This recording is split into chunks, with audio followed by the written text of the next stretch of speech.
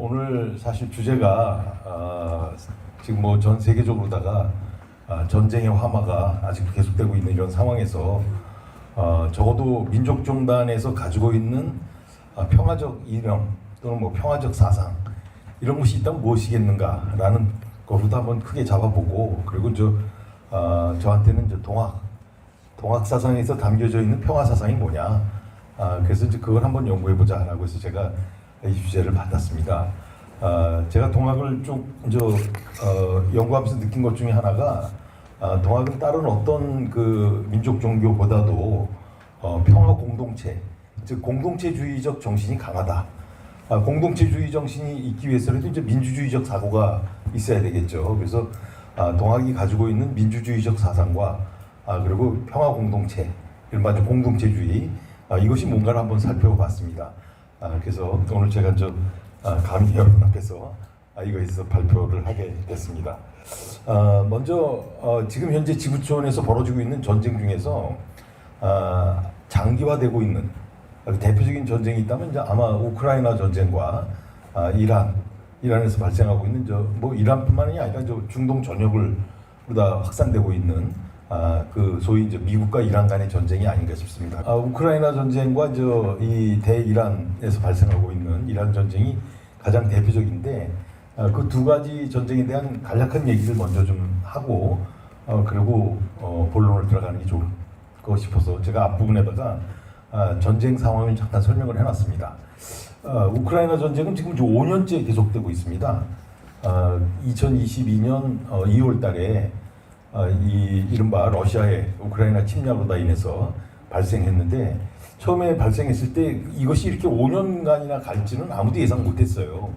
아마 단기간에 러시아가 압도적인 우위를 차지하고 있기 때문에 러시아의 압도적 우위로 인해서 금방 우크라이나의 수도인 키우가 점령돼 갖고 전쟁이 종결될 것이다, 우크라이나가 항복할 것이다 라고 예상을 했는데, 뜻밖에도 우크라이나에서 전쟁이 지금 5년째 장기화되고 있습니다. 그리고 지금 현재도 언제 끝날지 기약을 할 수가 없을 정도로 아주 소모전이라고 그럴까요? 두 나라 모두 굉장히 많은 소모적 전쟁이 지금 지속되고 있습니다. 물론 뭐 압도적으로다가 우크라이나의 손실이 크죠. 먼저 이제 우크라이나에서 전쟁이 발생하게 된 여러 요인이 있겠습니다만은, 우크라이나라는 지역은요, 여기 이제 우크라이나 지도인데, 다음 거는 볼까요? 여기를 보면, 요 지도를 보시면 더 확실할 거예요. 여기 이제 요 빨간 표시되어 있는 게 이제 우크라이나인데, 이 영토가, 우크라이나 영토가, 이 동쪽으로는 러시아입니다, 러시아. 그리고 이제 서쪽으로는, 이쪽은 이제 유럽이에요, 유럽. 그러니까 말하자면 우크라이나라는 영토는 러시아하고 유럽하고 사이에 끼어 있는 국가라는 거예요. 그러니까 지정학적으로 굉장히 그 강대국이라고 그럴까요? 강한 세력의 틈바구니에 있는 그런 나라라는 거죠. 그런데 공교롭게도 우크라이나의 별칭이 유럽의 빵바구니라는 얘기가 있을 정도로 저희가 아주 옥토입니다. 아주. 그야말로 우크라이나의 그 흑토지대여 갖고 세계 3대 그 옥토라고 꼽히는 데가 바로 저기입니다. 미국의 중부지방, 거기도 뭐 아무나 갖다 씨만 뿌려도 그냥 저절로 막 자라는 데고, 또 아르헨티나의 초원지대, 거기도 또 세계적인 옥토예요. 그리고 이 유럽에 있는 그 우크라이나의 그 옥토, 이른바 흑토지대죠. 거기도 뭐 아무거나 뿌려도 다 자라는 데입니다. 그래서 심지어 유럽 전역이라는 그 유럽 전역이 대개 식량을 밀가루로 지 않습니까? 빵을 주식으로 한단 말이에요. 근데 유럽에서 생산되는 빵이 거의 대부분이 우크라이나에서 생산되는 밀로다가 먹고 산다 라고 해도 될 정도로 아주 진짜 천하의 그 좋은 환경을 갖고 있는 나라가 우크라이나입니다. 근데 우크라이나가 공교롭게도 저렇게 좋은 땅을 가지고 있음에도 불구하고 유럽에서 가장 가난한 나라입니다. 유럽 참 안타깝게도 가장 가난한 나라예요. 왜 그랬을까? 그건 그만큼 부패가 다른 어떤 나라보다도 심했다. 특히 정치 부패가 심하기 때문에 도저히 그 자기네 좋은 환경을 잘 살릴 수 있는 정치 지도자가 안 나오고 다들 그냥 이렇게 몰입애들이 집권하는 이런 식으로 하다 보니까 우크라이나가 세계에서 이른바 유럽에서 가장 가난한 나라의 하나로 다 속해 있는 곳입니다. 그런데 공교롭게도 우크라이나 지역은요, 다시 여기 이게 우크라이나 지역인데 동쪽과 서쪽으로 갈라져 있어요. 무슨 뜻이냐면은 이 서쪽 지역에는 아무래도 이제 우크라이나 사람들이 주로 살고 있고, 물론 그 슬라브족이에요. 다 우크라이나, 러시아나 다 슬라브족인데 그래도 자기들끼리는 또 구별한다고 그러니까 마치 우리가 뭐 몽골 계통 국가임에도 불구하고 일본하고 우리하고 구별하고 뭐 중국과도 구별하고 이러는 것처럼 여기도 좀 그런 차이가 있나 봐요. 자기들끼리 느끼는. 같은 슬라브 민족임에도 불구하고 이제 이 서쪽 지방에 살고 있는 우크라이나인들과 동쪽 지역에 살고 있는 우크라이나인들이 좀 달라요. 특히 이제 동쪽 지역에 사는, 이쪽 지역에 사는 이 우크라이나 국토에 살고 있는 이 사람들은 러시아 계열이라고 생각하는 사람들이 많아요. 그러니까 러시아 쪽 그 사람들과 우크라이나 쪽 사람들이 이제 섞여 살고 있는 게 이제 우크라이나 지역인데, 여기가 그러니까 이거 말하자면 정치 대통령 선거를 할 때 우크라이나 지역 사람들이 지지하는, 그러니까 친유럽 성향의 사람들이 지지하는 대통령이 되면은 이쪽이 번성하고, 러시아 계열 사람들이 지지하는 대통령이 당선되면은 또 이 동쪽이 번성하고, 그러니까 서로 이렇게 우리도 모르는, 아니죠, 자기들만이 아는 그런 지역 감정이 있는 거예요. 그러다 보니까 여기가 이제 대대적으로 이제 아까도 말씀드렸듯이 여기가 말하자면 이제 러시아와 유럽의 사이에 있다 보니까 어느 쪽이든지 굉장히 의존적인 경향이 강한 거예요. 자주성보다는. 그런데 이제 마침 이때 서로, 그러니까 한쪽이 친유럽 쪽 지도자가 당선됐다가 또 친러시아 지도자가 당선됐을 때 서로 이제 치열하게 정권 교체를 하면서 이 나라가 이제 유지되어 왔었는데, 근데 이제 문제는 여기 이제 이 러시아 계열 사람들이 아무래도 숫자가 적어요. 동쪽에. 그러다 보니까 이제 이 친우크라이나 지역 사는 사람들이 러시아 쪽 사람들을 많이 박해를 해요. 여기를. 그래서 이제 이 사람들이, 그럼 러시아 계열 사람들이 의지할 때가 러시아가 있잖아요. 큰 나라가 있으니까 러시아한테 요청을 하는 거, 우리를 보호해달라고 요청을 해요. 그러니까 이제 푸틴이 여기 이제 보호해주겠다고, 아니 그래도 자기네 같은 민족이라고 생각하는 사람들이 보호해달라고 요청하는데 가만히 있을 수가 없잖아요. 그래서 아예 이제 2014년에는 여기 이제 크림반도인데, 크림반도는 점령을 했어요. 이거 원래 러시아 땅이거든요. 이거는 뭐 우크라이나 영토라고 하지만 원래부터 이건 러시아 땅이었는데, 또 여기 사는 사람들이 되게 러시아 사람들이에요. 그래서 이제 여기에 2014년에 점령을 해갖고 여기 주민 투표를 했어요. 그래서 어느 쪽으로 다 편입되겠냐라고 했더니 90% 이상의 크림반도에 살고 있는 사람들, 90% 이상의 사람들이 우리는 러시아 편이 되겠다라고 해서 크림반도는 2014년에 이미 러시아로 편입된 땅이에요. 물론 이제 우크라이나 입장에서는 억울하지. 자기네 영토라고 생각했는데 러시아가 가져갔다고 생각했잖아요. 근데 이제 이것뿐만이 아니라 아까 말씀드렸듯이 여기 이쪽 동쪽에 살고 있는 러시아 계열 사람들이 러시아에게 우리를 도와달라고 이제 요청을 하니까 푸틴이 여기다 이제 압력을 내는 거예요. 우크라이나 정부에다가. 야, 러시아 사람들을 왜 괴롭히냐? 괴롭히지 말고 평등하게 대우를 해줘라. 라고 했는데도 이제 끊임없이 이제 우크라이나 계열 사람들이 여기다가 소위 이제 민병대도 파견을 하고, 뭐 유로마니아라는 옛날 나치를 지지했던 그런 세력이 있었어요. 우크라이나에. 근데 그 사람들을 파병해갖고 여기 이 동쪽에 살고 있는 이 러시아 사람들, 친러시아 사람들을 괴롭혔어요. 그러니까 푸틴이 참을 수가 없어갖고, 야, 협정을 하자라고 해서 이제 2014년에 민스크 협정이라는 걸 맺어요. 민스크는 요 위에 벨로루시라는 나라의 수도인데, 벨로루시에 올라가서 거기서 이제 민스크 협정을 맺어갖고, 그러면 자치를 주자. 여기 러시아 계열 사는 이 동쪽에 살고 있는 러시아 사람들에게 자치권을 주자라고 합의를 했어요. 근데 이제 그것도 합의를 했지만 잘 안 지켜주고 있었죠.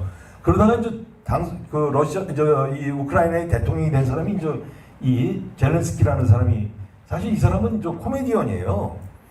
뭐 이미 보도를 통해서 아시겠습니다만, 우크라이나에서 이제 국민의 종이라는 그 TV 코미디 프로가 있었는데, 그게 초등학교 선생님이 정치와 전혀 무관한 초등학교 선생님이 초등학교에서 이제 막 이렇게 좋은 이렇게 참교육 같은 걸 시켰나 봐요. 그러다가 이제 인기가 올라가고 국민들이 지지를 해서 그 사람이 대통령이 된 거예요.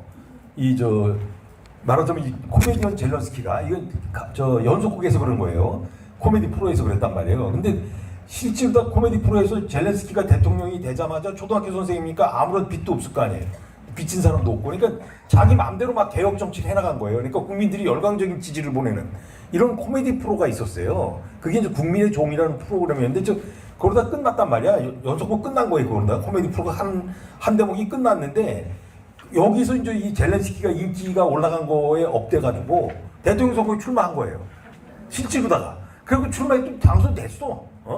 참 어떻게 보면 코미디가 진짜 실제로 다 실현이 된 거예요. 그러니까 당시 우크라이나가 얼마나 참 부정부패가 심했는지가 알 수 있는 거죠. 그래서 젤렌스키가 될 때 물론 결선 투표를 해갖고 82%인가의 지지율로 다 당선이 됐어요. 그러니까 엄청난 국민적 지지로 다 당선된 거예요. 근데 이 사람이 그럼 좋다 이거야. 대통령 됐으면 그 코미디 프로처럼 진짜 개혁을 해줘야 되잖아요. 그런데 정치가 그렇게 간단한 게 아니잖아요. 코미디가 아니잖아요. 그러니까 자기 사람이 없는 거예요. 자기가 같이 정치할 수 있는 실력자들이 없는 거예요. 그래서 보니까 말하자면 자기 비서실장을 자기 매니저를 세워놓고 또 국방부 장관을 스피치라이터 하는 코미디 작가를 국방부 장관을 시키고 자기 기획사 대표를 국정원장 같은 걸 시키고 이런 식으로다가 배우 자기 측근 배우들을 어디다 막 이렇게 장관 자리 주고 막 이런 식으로 하다 보니까 나라가 코미디가 진짜 된 거예요. 그러니까 인기가 점점 떨어지잖아요. 그러다 보니까 이 사람이 만회하기 위해서 느닷없이 우리 우크라이나를 EU는 이제 유럽연합이잖아요. 유럽연합에 가입시키겠다. 그리고 나토에도 가입시키겠다라고 선언을 했어요. 그리고 또 헌법까지 바꿔갖고 그 조항을 헌법에다가 개정 헌법에다 넣어놓은 거예요. 그러니까 우크라이나를 EU하고 나토에 가입시키겠다. 근데 EU가 말하자면 유럽연합인데 여러분 유럽연합 유럽 여행 가시면 유로화 쓰잖아요. 거기 다 단일화폐란 말이야. 유럽연합 가입 국가들은. 근데 그게 단일화폐를 쓴다는 것은 꼭 경제 공동체를 얘기하는 건데 말 그대로 세계에서 유럽에서 가장 가난한 나라를 EU가 받아들여갖고 거기다 똑같이 동등한 화폐를 지급해주고 똑같이 경제 공동체로 써준다는 게 이게 용납이 되겠어요? EU가 용납을 안 하는 거예요. 무슨 말도 안 되는 소리냐. 니네같이 가난한 나라 우리가 왜 껴줘? 라고 이제 버리다시피 한 거예요. 그리고 또 나토는 말 그대로 이제 북대서양 조약기구라고 해갖고 이거는 이제 과거 냉전 시절에 소련의 침략에 대비하기 위해서 특히 이제 서부 유럽 쪽에서 미국을 중심으로 해서 북대서양 조약기구를 만들어서 군사 동맹체로 가졌던 거예요. 근데 이 군사 동맹체였던 이 나토를 가입하겠다라고 이제 선언을 해버린 거예요. 그러니까 여기 이제 요 지도가 요게 이제 다시 요 색깔 물론 이제 스웨덴도 지금은 요 색으로 다 들어갔다고 봐도 돼요. 그러니까 이제 요 나라들이 다 나토 가입 국가들이에요. 그러니까 군사 동맹체 그러니까 러시아 한 나라만 빼고는 다 나토 가입 국가가 돼버린 거예요.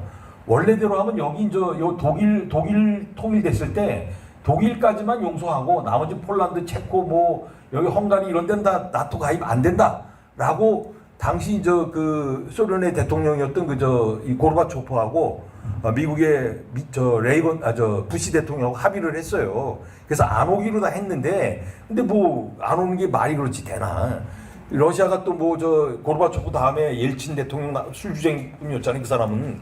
그러니까 정신없고 막 그럴 때 다들 나토에 가입해버린 거예요. 이 나라들이. 동유럽 국가들이. 그러니까 나토가 점점 쭉쭉 들어와서 보니까 이게 푸틴이 이제 집권해서 정신 차려보니까 자기도 모르는 사이에 벌써 다 가입해버린 거야. 이건 어떻게 하겠어요? 푸틴 입장에서는 그럼 좋아. 우크라이나하고 요 위에는 벨라루시라는 두 나라는 절대 나토 가입하면 안 돼. 왜냐하면 나토가 여기 이 두 나라까지 다 들어오면 그냥 러시아하고 나토하고 국경선이 적대는 거거든요. 그러니까 이거는 군사동맹체들끼리 부닥치는 거기 때문에 언제 전쟁이 날지 모르는 위급한 상황에 처해지니까 푸틴 입장에서는 어떻게든지 벨라루시하고 우크라이나는 가입 안 하게 이거 아주 못을 박아놨어요. 그런데 벨라루시는 푸틴의 동의 나는 가입 안 해 라고 했는데 아무것도 없는 우크라이나가 가입하겠다고 해버리니까 기가 막히잖아요. 그리고 또 계속해서 젤렌스키는 아까 얘기한 대로 동쪽에 있는 러시아 사람들을 괴롭히는 이런 정책을 계속 피다 보니까 푸틴이 계속해서 경고를 해요. 하지 말라고. 괴롭히지 말아라. 민스크 협정을 준수해라. 민스크 협정대로 동쪽에 있는 러시아 계열 사람들에게 자치권을 주라고 요청했음에도 불구하고 젤렌스키가 깜짝깜짝 대듯이 자꾸 괴롭힘을 주고 그러니까 결국 이제 푸틴이 성질이 난 거예요. 그래서 2022년에 2월 달에 푸틴이 공격을 하기 시작한 거예요. 그러니까 우크라이나 전쟁은 푸틴이 물론 러시아가 무슨 일방적으로 침략을 한 거기 때문에 푸틴이 잘못한 거예요. 그러나 그 전쟁이 일으키게 되기까지에는 그 지도자인 젤렌스키의 무모한 그 책동이 전쟁을 일으킨 거예요. 그래서 이 전쟁 이게 이제 말하자면 제가 짧게만 말씀드리면 피봇 지역이라는 게 있어요. 이게 이제 스포츠 용어예요. 농구 경기에서 쓰는 용어인데 농구 경기가 왜 공을 받으면은 한 선수가 공을 딱 받으면은 공격자가 공을 받으면 한쪽 다리는 못 움직이잖아. 이 다리는. 그래서 이쪽 다리만 움직일 수 있다고. 이 다리만 공을 받고 그때 공을 받은 친구가 한 다리를 가만히 두고 앞으로다도 공격하는 쪽으로다 공을 줄 수도 있고 자기 다리를 뒤로 빼서 수비하는 쪽으로다도 공을 줄 수가 있는 게 피봇 작전이에요. 이게 말하자면 피봇이라는 것은 가운데 껴가지고 어느 쪽 공격도 할 수 있고 수비도 할 수 있다는 의미거든요. 근데 국제정치 쪽에 학에서 보면 피봇 지역이라는 것이 있어요. 그러니까 가운데 있어갖고 어느 쪽에도 편들기 어려운 상황. 그러니까 말하자면 가운데 껴있기 때문에 외교를 정말 잘하지 않으면 생존이 힘든 지역. 이런 지역을 피봇 지역이라고 해요. 근데 우크라이나 같은 나라가 대표적인 지역이에요. 러시아하고 유럽의 가운데에 있기 때문에 어느 쪽에 편들더라도 참 쉽지 않은. 그래서 외교를 정말 잘해야 되는 이런 지역이 이제 피봇 지역이라고 하는 건데 말 그대로 이 젤렌스키는 일방적인 한쪽 편에 서는 그런 노선을 딱 걸은 거죠. 친유럽 쪽 노선을 걸은 거죠. 그러다 보니까 우리 뭐 아는 대로 이제 우크라이나 전쟁이 시작됐고 금방 끝날 줄 알았던 전쟁이 이제 장기화되고 있는 상황이죠. 뭐 사실 우크라이나 전쟁이 시작됐을 때 많은 사람들이 야 뭐 러시아가 금방 이제 러시아 고립 정책이 고립을 시켜 넣어 보니까 러시아가 고립됨으로 인해서 이제 이 에너지 위기가 올 것이고 또 그리고 우크라이나의 식량이 이제 생산이 덜 되기 때문에 식량 위기도 빠질 거 아니냐라고 얘기했지만 다 그거 그냥 넘어갔어요. 왜냐면 뭐 전쟁을 한쪽에서 전쟁을 하더라도 또 에너지는 에너지대로 또 계속 수출하고 있고 그러니까 러시아 석유라든가 천연가스 못 안 산다라고 하더라도 이 사람들이 뭐 인도나 중국에서 그럼 신난다 우리가 다 산다 하고서 뭐 인도 중국으로 다 갚버리니까 러시아는 전혀 흔들리지 않는 거예요. 뭐 또 우크라이나에도 식량도 마찬가지. 식량도 우크라이나에서 전쟁과 별도로 또 식량이 계속 생산되고 있단 말이에요. 그러니까 그런 위기는 없어요. 다만 이제 이 우크라이나 전쟁 속에서 드러나는 것이 있다면 러시아와 우크라이나의 전쟁이지만 우크라이나를 지원하고 있는 이른바 이제 미국을 비롯한 유럽의 열강들 또 이제 우리나라도 끼었잖아요. 우리나라도 뭐 폭탄 지원하고 이랬지 않습니까? 그러니까 이런 열강들의 지원하에 우크라이나와 러시아의 1대1 대결이 아니라 러시아와 세계의 대결이 돼버리는 이런 것이 드러난 거죠. 거기에 이제 변수가 있다면 중국인데 중국이 러시아 편을 일방적으로 안 들고 있다. 그런 것이 이제 변수란 변수죠. 근데 이제 우크라이나 전쟁을 이제 지금 뭐 5년 지난 아직 뭐 중간 단계이지만 아직 끝난 건 아니니까요. 중간 평가를 한번 해보자면은 트럼프가 등장하면서 그러니까 이제 바이든 대통령 미국 바이든 대통령 시절에 전쟁이 시작됐지만 말 그대로 이제 이 트럼프가 등장하면서 전쟁 바꿔놔 버린 거예요. 트럼프는 아시다시피 이제 미국 일방주의잖아요. 그야말로 막아라고 그래갖고 미국을 다시 위대하게 만든다라는 것이 트럼프의 구호이기 때문에 미국이 최우선 국가여야 돼. 미국의 이익이 모든 것의 기준이야. 이러다 보니까 이제 트럼프는 일방적으로 그 젤렌스키 지지하지 않는 거예요. 바이든 때는 미국이 엄청 지원해줬지만 지금 이제 트럼프는 조건을 거는 거죠. 그 조건을 거는데 경제적 조건을 거는 거예요. 그래서 미국이 지금까지 지원해준 금액을 봤더니 뭐 한 1,750억 달러 정도 지원을 했다. 근데 니네 우크라이나에 지금 종전된다면 전쟁이 끝난다면은 니네가 가지고 있는 지하자원 히토류 같은 지하자원이 5천억 달러 되는데 이거 다 미국한테 줘야 된다 이거야. 전쟁 끝나면은. 그리고 또 그것뿐만이 아니라 우크라이나에 있는 기존의 그 가스라든가 항만시설 같은 거 이런 것도 그 50%를 미국에게 넘겨야 되고 또 전후복구 사업도 미국의 기업이 대거 참여하게 하고 이런 일방적인 조건을 딱 걸었어요. 근데 젤렌스키가 거절할 수가 없어요. 그럼 자기는 그냥 끝인데 뭐. 지금도 우크라이나가 버티는 것은 오로지 이제 드론 같은 거를 미국이 제공해주고 있기 때문에 모스크바하고 지금 모스크바도 공격하고 그러는 거란 말이에요. 그러니까 미국의 제공이 없으면 전쟁 그냥 끝나게 돼 있어요. 근데 하여간 지금 뭐 계속 하고 있으니까 조건을 거는 거예요. 근데 이제 우크라이나는 이렇게 뭐 미국한테 이제 완전히 뭐 껍데기까지 다 벗겨져 가는 이런 상황에 처해진 거예요. 또 더군다나 이 인구를 한번 보세요. 저 전쟁 전에 우크라이나 인구가 4,400만이었는데 지금은 2,800만이에요. 800만 명은 지금도 다 해외로 다 도망갔어요. 다 탈출해 버렸어. 이게 뭐냐고. 산업시설이 3분의 2는 다 파괴됐어요. 참 기가 막힌 이런 결과를 야기한 것이 지금 우크라이나의 전쟁입니다. 뭐 작년 8월 15일 날 트럼프하고 푸틴이 알래스카에서 회담을 했죠. 그래 뭐 끝낼 것처럼 했지만 뭐 여전히 지금 부닥치고 있습니다. 특히 저 돈바스 지역 여기 저 우크라이나 중앙에 있는 돈바스 지역이라는데 요만큼 빼고는 지금 나머지 땅은 다 이제 러시아가 점령한 거예요. 그러니까 우크라이나 지역의 한 20% 영토의 한 20% 정도를 러시아가 점령한 거예요. 근데 제가 생각하기에 그 러시아가 과연 땅 때문에 전쟁을 일으켰을까? 그건 아니잖아요. 세계에서 제일 넓은 땅을 갖고 있는 러시아가 뭐가 땅이 아쉬워서 땅 때문에 점령을 했겠어요. 전쟁할 이유는 없단 말이에요. 다만 푸틴의 목적은 우크라이나가 항복해 주기를 바라는 거죠. 그리고 이제 그 자기가 그 러시아 계열 사람들이 살고 있는 동부 지역 사람들이 진짜 평화롭게 살기를 자치권을 누리면서 그거를 원하는 것이 아닌가 싶은데 젤렌스키는 아니죠. 젤렌스키는 여기서 전쟁 항복하는 순간 뭐 역적되는 것뿐만 아니라 전쟁 끝나는 그 순간 젤렌스키는 그야말로 이제 재판에 회부돼야 될 그러니까 지도자 한 사람의 선택으로 다 인해서 우크라이나라는 나라가 정말 지구상에서 가장 가난한 안 그래도 가난했던 나라가 더 쪼그라들 상황에 처해져 있는 것이 지금 우크라이나의 전쟁이라고 볼 수 있습니다. 그리고 이제 또 하나가 이제 전쟁 이란을 비롯한 이제 중동 지역에서 발생하고 있는 건데 이것도 마찬가지예요. 이것도 트럼프가 일으킨 건데 우크라이나는 물론 트럼프가 한 건 아니지만 지금 장기화되고 있는 것 중에 요인 중에 하나가 이제 트럼프가 아직도 미련을 갖고 있기 때문에 지금 전쟁이 안 끝나고 있는 것인데 이 이란 전쟁은요 이제 줄여서 이제 이란 전쟁이라고 합니다만은 원래대로 하면 이제 미국과 이스라엘 대 이란 전쟁이죠. 이 이란 전쟁은 이제 올해 2월 28일 날 사실은 이제 이란이 가장 큰 문제 중에 하나가 이제 국제사회에서 가장 큰 문제가 핵무기거든요. 이 핵 처리 시설을 해서 남겨져 있는 플루토늄을 어떻게 처리할 것이냐. 그래서 이제 이란은 우리는 핵무기 만들지 않고 평화적으로 쓰겠다라고 했지만 미국은 못 믿고 이건 니네 그 대신 사찰을 받아라. IAEA라는 그 국제 원자력 기구의 사찰을 받아라라고 요청하는 건데 이제 여기에 대해서 그럼 사찰을 언제 받는다 이런 조건이 때문에 지금 이 전쟁이 야기됐다고 볼 수 있는데 그런데 2월 27일 날 그 전쟁이 일어나기 전날이요 제네바에서 미국 대표들과 이란 대표들이 모여갖고 회의를 했어요. 핵무기를 어떻게 할 것인가에 대한 얘기를 했어요. 그래서 그때 합의를 봤어요. 그 30일 동안 IAEA 사찰단들을 이란에 와서 그 사찰하게 하겠다라고 합의를 봤어요. 그리고 나서 이제 그 다음 날인 28일 날 2월 28일 날 그 테헤란에 있는 아주 핵심적 지역에 모여갖고 이란의 수뇌부들이 다 모여서 여긴 하메네이 같은 그 최고 지도자인 하메네이 같은 지도자들이 모여서 어제 제네바에서 합의하고 온 내용을 우리가 추인하자라는 거를 하려고 수뇌부들이 모인 거예요. 근데 그 자리에다가 그냥 그 2월 28일 날 그 자리를 그대로 이스라엘의 미사일이 날라와서 그 자리를 폭격을 했어요.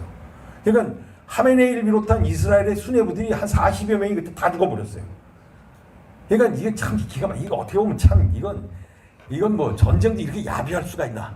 그래서 이제 전쟁이 난 거예요. 안 그러겠습니까? 우리 같은 예를 들어서 대통령서부터 시작해갖고 총리 국방부 장관 다 모여있는 자리에 폭탄 떨어뜨리면 전쟁이지가 아니겠어요? 여기 딱 그런 식이었다고. 그러니까 물론 이제 정보를 미국이 줬죠. 어디에 모인다는 정보까지 주고 이스라엘 미사일이 가서 거기 폭격을 했으니까. 그러니까 이제 이란이 바짝 화가 나지 않을 수가 없죠. 그러다 보니까 이제 전쟁이다라고 선언하고 이제 대신 그 이란은 여기 이제 중동의 미군 기지들이 있잖아요. 쿠웨이트라든가 바레인이라든가 아랍에미레이트라든가 이런 데 있는 미군 기지를 이제 공격하는 거예요. 미국까지 쏠 미사일은 없으니까 이란에서 대륙간 탄도 미사일 같은 건 없으니까 이 미군 기지가 있는 중동 지역에 있는 나라들을 공격하는 거예요. 그러니까 이제 미군이 있으면 안심하다고 생각했던 나라들이 이제 완전 뒤집어 쓰는 거예요. 이를테면 우리나라가 이를테면 중국하고 전쟁을 했다. 그럼 중국이 우리나라보다 미국과 중국이 전쟁한다고 하면 우리나라에 있는 미군 기지가 있는 평택이 1차 타격점이 되는 거예요. 그렇게 생각하시면 돼요. 그러니까 미군이 있으면 안심하다. 왜 미군이 있으니까 더 위험해져. 이건 중동 지역이 딱 그런 상황이에요. 미국이 있음으로 인해서 더 위험해진 상황이 처해진 거예요. 그리고 여기에 또 이제 여기 변수가 바로 네타냐후죠. 이스라엘 총리. 네타냐후는 미국이 어떻게 보면 네타냐후의 꼬임에 넘어가서 트럼프가 전쟁을 일으켰다라고 할 정도로다가 이스라엘 의도대로 지금 전쟁이 많이 진행이 됐어요. 특히 이 네타냐후 이스라엘 총리는 사전에 비리 혐의로 인해서 이 구속되기 직전이에요. 총리지만 비리가 너무 많은 거야, 저 사람. 개인 비리도 있고 뭐 집안의 비리도 막 있고 그래갖고선 아주 비리투성해갖고선 재판에 해고되기 직전이었어요. 근데 전쟁을 일으키니까 아니 전쟁 중에 무슨 뭐 지도자를 갈거나 이럴 수가 없잖아요. 그러니까 재판이 뭐고 다 뒤로 넘어간 거야. 그러니까 전쟁 종결되는 순간 네타냐후는 재판에 회부될 상황이에요. 그러니까 저 사람은 전쟁이 끝나면 안 돼. 그러니까 끊임없이 그 이란을 자극하는 거죠. 특히 헤즈볼라라고 그래갖고 레바논에 있는 친이스라엘의 그 민병 조직이 있어요. 거기 군대도 가지고 정당인데 헤즈볼라는 정당인데 거기가 그 군대까지 가지고 있는 정당이에요. 근데 이 헤즈볼라의 무기를 누가 대주냐면 이란이 대주고 있거든. 그러니까 저건 친이스라엘 부대다라고 해서 이제 헤즈볼라를 공격한다는 명분하에 레바논을 들이다 공격을 하면서 이제 중동 전쟁이 확산되고 있는 이런 상황에 처해져 있는 것이죠. 여하튼간에 이것도 이제 장기화되고 있는데, 근데 이제 그나마 다행인 것은 6월 16일 날 합의를 했어요. 그 전쟁을 끝내자라고 합의를 했는데 이제 여기 14개 조항을 합의했는데 뭐 크게 봐서는 전쟁 하는 이제 다 스톱이다. 그럼 미국과 이란만의 전쟁이 아니라 그 이스라엘이 일으키고 있는 레바논 침략 같은 것도 다 멈춰라 이거야. 그게 1차고 두 번째는 뭐 다 보실 필요는 없고 두 번째는 이제 호르무즈 해협. 우리가 잘 알고 있는 호르무즈 해협 있지 않습니까?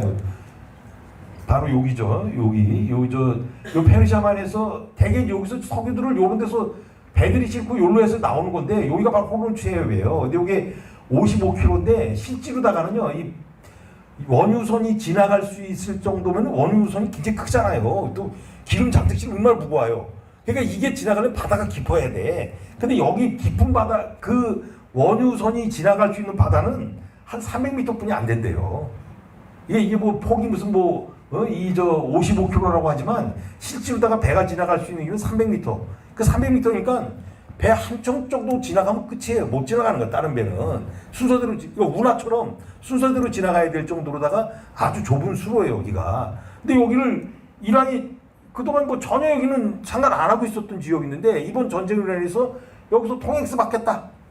이란이. 그래 보니까 뭐 어떡하겠어 저거. 통행세 받겠다고 그랬는데.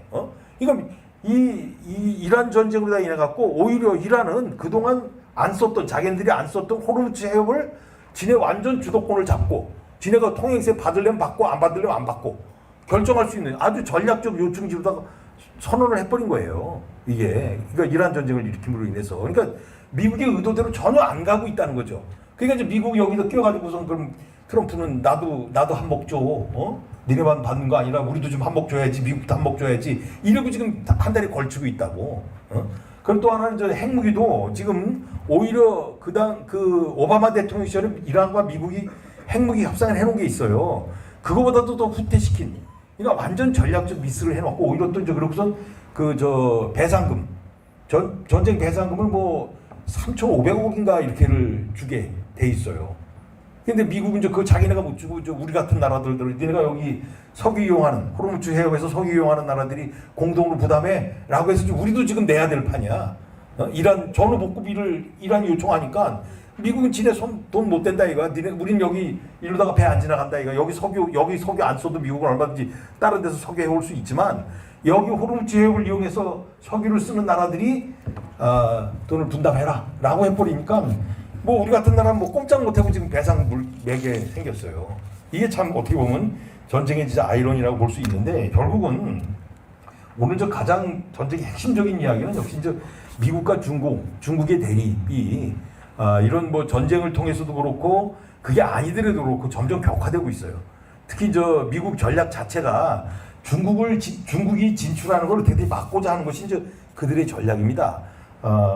근데 이제 그 중에 끼어 있는 것이 이제 우리 한반도라고 볼 수 있죠.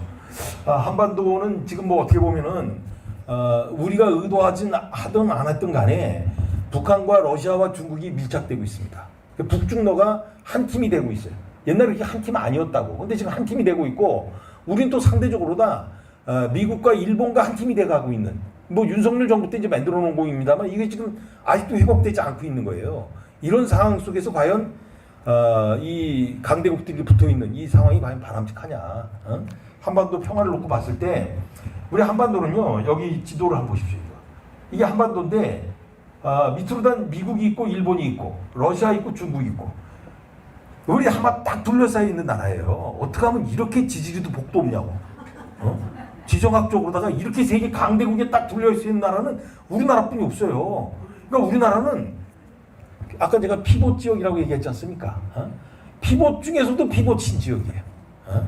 정말 어디에 줄 서야 되느냐에 따라서 이게 진짜 생존이 좌우되는 그런 지역입니다. 안타깝게도 이게 이제 우리 현실인데, 그런데 참 자랑스럽게도 오늘만 그런 게 아니라는 거예요. 우리가 5,000년 역사라고 하는데 우리 5,000년 역사 동안에 저런 부도 속에서 우리가 생존해 왔어요. 그럼에도 불구하고 지금까지 우리 정체성과 주체성을 잃지 않고 왔다는 것은 정말 대단한 민족이다. 우리 조상님들에게 고맙다 생각하지, 아니 그런 얘기를 안 할 수가 없다. 이게 바로 우리 민족의 지금 현상입니다. 자, 이런 상황 속에서 과연 우리가 어떻게 생존해 나가야 되느냐, 우리 외교수에 달려 있다고 볼 수 있습니다. 이렇게 세계가 참 힘든 상황 속에서 동학이 가지고 있는 그런 평화 공동체는 뭐냐? 동학은 뭐 말 그대로 서세 동점 속에서 뭐 세계관은 무너지고 안으로다가는 도탄에 빠진 백성들 속에서 그를 구제하고자 수은 최재우가 동학을 만들어내는 거 아닙니까? 1860년에 동학이 등장했을 때 수은 최재우는 가장 먼저 동학이라는 도를 얻고 나서, 그때 이제 동학이라는 말은 아니고 이제 무국대도였죠. 무국대도라는 도를 얻고 나서 이게 진짜인지, 내가 얻은 도가 진짜인지 의심을 했어요. 아마 그때 수은 최재우가 1860년 4월 5일 날 득도했다고 하는 그 순간에 내가 진짜 득도를 했다. 이게 사람들은 다 나를 따라라 라고 했다면 그는 아마 사이비 교주였을 거예요. 근데 그는 그러지 않았어요.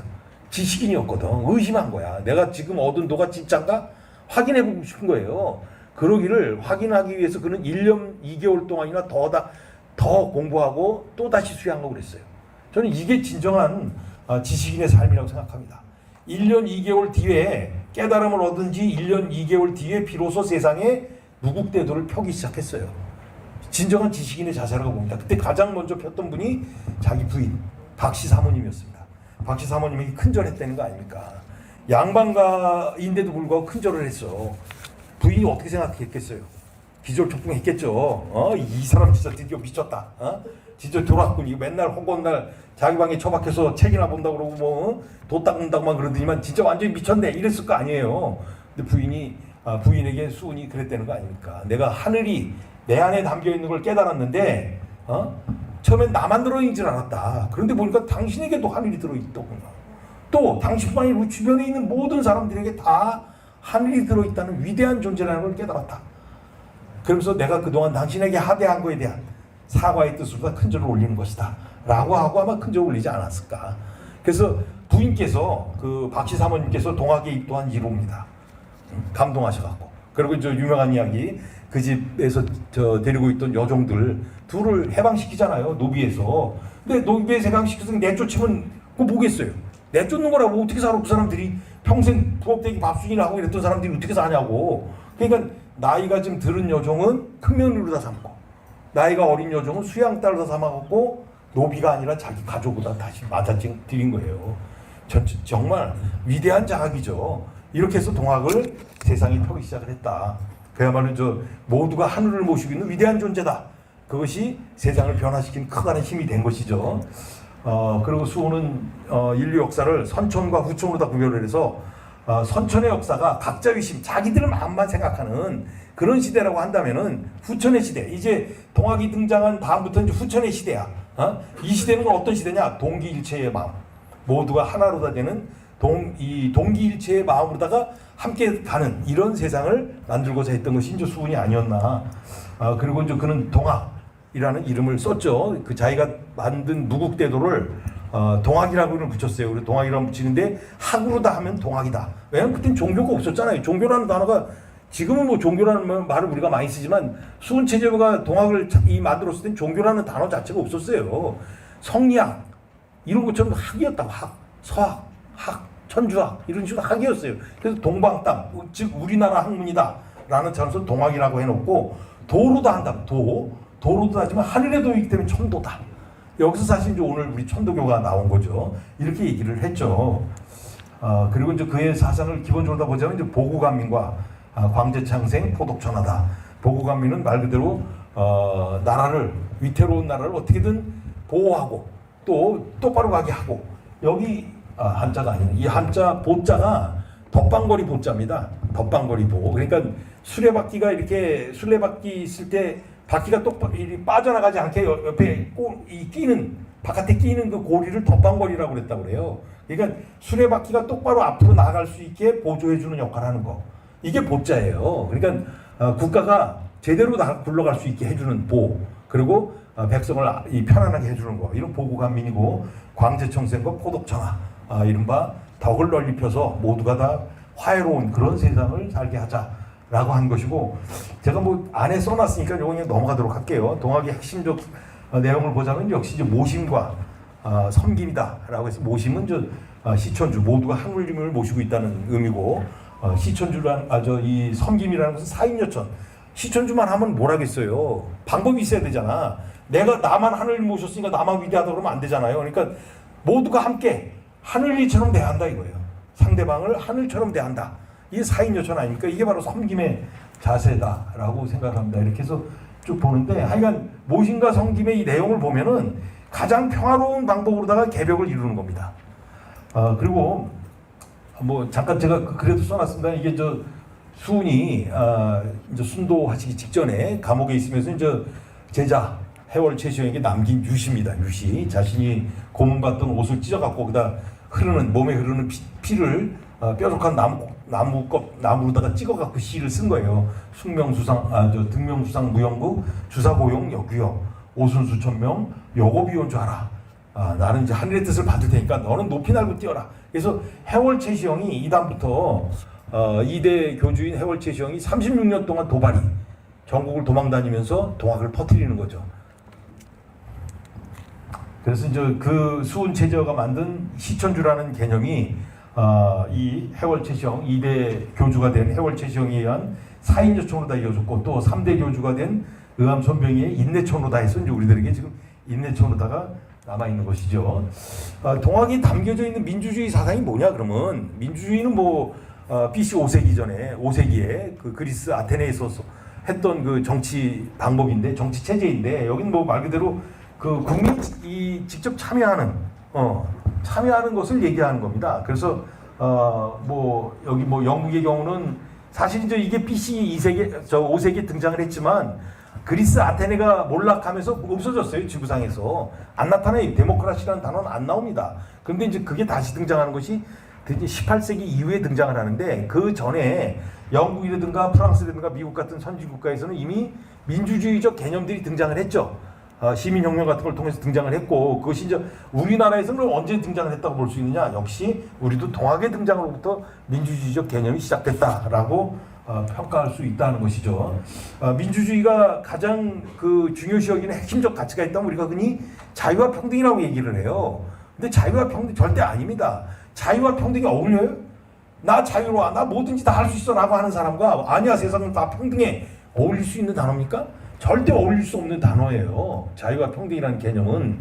그래서 민주주의가 실현하고자 있는 최고의 가치가 있다면 그것은 자유와 평등을 모두 아우르는 그 상위 개념, 즉 인간의 존엄이라는 거, 인간보다도 위대한 존재가 없다라는 것을 말하는 것이 바로 민주주의라고 볼 수 있습니다. 그래서 여기 뭐 이 장자크 루소라든가 또는 뭐 임마누엘 칸트 같은 서양의 학자들도 루소 같은 경우는 누구든지 자기 그 남을 사야 될 정도보다 부유해서도 안 되고 또 누구든지 자신을 팔아야 될 만큼 가난해서도 안 된다. 임마누엘 칸트는 모든 인간은 이 결코 목적이지 그 자체가 목적이지 수단이 돼서는 안 된다. 이런 것이 다 인간에 대한 존엄을 얘기하는 것이거든요. 근데 이것을 가장 확실하게 얘기하는 것이 있다면 우리에게 동학 아닙니까? 동학의 인내천, 이 인내천보다 더 민주주의를 표현한 말이 어디 있겠어요? 사람이 하늘처럼 위대하다는데, 하늘처럼 존엄하다는데 이게 바로 동학이 가지고 있는 민주주의적 개념이다. 그리고 거기에는 이제 민본적 개념과 또 여기 이 계급을 타파하고자 하는 그런 의식 그리고 또 여성의 지위를 각성시켰다는 거. 뭐 아마 다른 어떤 나라보다도 앞서서 여성의 지위를 각성시킨 위대한 사상이 있다면 저는 동학이다 아닌가라고 봅니다. 그리고 이제 이것을 구체화시킨 사람이 이제 해월 최시영이죠. 해월은 36년 동안 전국을 도망다니면서 동학을 퍼뜨린 사람인데 그가 뭐 아까 그 사진 잠깐 처형당하기 직전에 이 72살 되신 모습의 사진이신데 그 사진에 있는 모습을 보시면 뭐 여러분 아까 보셨으면 기억하시겠습니다만은 뭐 머리도 벗겨지시고 뭐 피골이 상접한 그런 모습인데 옛날부터 왜 우리가 신원서판이라고 그래갖고 뭐 잘생긴 외모와 글씨 잘 쓰는 거 목소리 좋은 거 이런 걸 높이 평가했잖아요. 전혀 그렇지 않은 사람이란 말이야. 어울리지 않는 사람이야. 저 사람 뭐 저 계급도 중위 출신이고 배움도 짧았어요. 뭐 어린 시절에 어머니 아버지가 돌아가셨기 때문에 서당 다닐 기회도 없었던 사람이에요. 그럼에도 불구하고 그가 어떻게 전국에 그 엄청난 수의 동학도들을 키워놨냐 이거야. 동학혁명 당시 얼마나 참 많은 사람이 참여했습니까? 그거 다 해월 최시영이 키워놓은 거라고. 그럼 그 사람이 어떻게 해서 많은 동학도를 만들었겠느냐. 이건 결국 그 사람의 어떻게 보면 이 평화로운 가장 공동체 의식 같은 거 이런 걸 전파하고 다닌 그러니까 작은 행동 하나가 사람을 감동시키는 거지 100마디 감언이설이 사람을 감동시키지는 않잖아요. 이걸 실천하신 분이 바로 해월 최시영이다. 그래서 그는 사인여천을 직접 실천하고 다닌 사람이다. 그래서 뭐 여성을 가장 무대에 있고 또 그렇선 어린아이를 때리지 말라. 그러니까 어린이 운동도 해월 최시영부터 나온 거 아닙니까? 우리가 어린이 운동하면 얘기하는 소파 방정환이 누구예요? 의암 손병희 선생이 사위란 말이야. 그가 천도교에서 어린이 운동을 시작한 거예요. 그러니까 그거 다 방정환의 글에도 나옵니다만은 해월에서부터 나온 거거든요. 이런 거 생각하면 또 오늘날 자연 생태, 환경, 생명 운동하는 사람들 또 그들이 가장 받드는 사람이 누구예요? 해월이란 말이에요. 해월. 해월보다 더 생명을 존중히 여기고 생태. 이 사람은 수은체제는 사람들만의 생명만을 소중하게 생각했다고 한다면은 해월은 물밀천 사사천이라고 그러고 주변에 존재하는 모든 것에 다 생명이 들어있다고 그랬어요. 그러니까 주변의 모든 것 하나하나 다 아껴라 라고 했던 것이 바로 해월입니다. 그래 이만큼 해월보다 더 오늘 생명운동의 시작, 효시라고 할 수 있는 사람은 없다. 또 거기에 나가서 해월의 사상을 정리를 해보자면은 국내적으로다가는 계급 타파 의식이고 또 국외적으로다는 세계 평화주의를 하고 생각할 수 있고요. 또 한국적 휴머니즘이고 또 민주주의적 공동체주의. 그러니까 민주적 입장에서 여기 공동체주의가 말 그대로 그 동학혁명 당시에 있었던 그 집강소. 여러분 집강소 아시죠? 요 장에 이게 이제 그 우리가 2023년에 동학혁명 기록물이 세계 유네스코 기록물로다 지정이 됐어요. 근데 거기서 유네스코에서 제가 이제 그때 그 추진위원으로다 제가 참여를 하면서 전문을 다 받아보고 그랬는데 유네스코에서 가장 높이 평가한 것이 집강소였어요. 집강소가 동아시아 민주주의 효시라는 거예요. 이것이야말로 진짜 풀뿌리 민주주의의 시작이고 가장 민본 정치를 실현했던 장소가 바로 집강소다. 근데 이 집강소가 공동체주의였거든요. 그러니까 이런 걸 생각하면은 해월의 영향이 얼마나 컸다라는 걸 알 수 있고 또 그리고 동학의 공동체주의는 신과 인간이 하나가 되는 이른바 신일 합일의 그런 동기일체적 공동체주의다. 그리고 마지막으로는 토론을 중요시 여겼다. 그러니까 민주주의적 사고가 그대로 담겨져 있는 것이 바로 동학의 공동체주의가 가지고 있는 특성이다라고 볼 수 있다는 것입니다. 뭐 동학 정신이 계승됐다면은 아시아 또는 세계 평화를 선도했을 텐데 아쉽게도 안 됐습니다. 그러나 우리나라에서는 실천되고 있죠. 우리 한국의 민주주의에 최근에 그 비태혁명까지 그야말로 동학 정신이 다 들어있는 것이라고 저는 평가를 합니다. 예, 이것까지 해서 마치도록 하겠습니다. 예, 고맙습니다.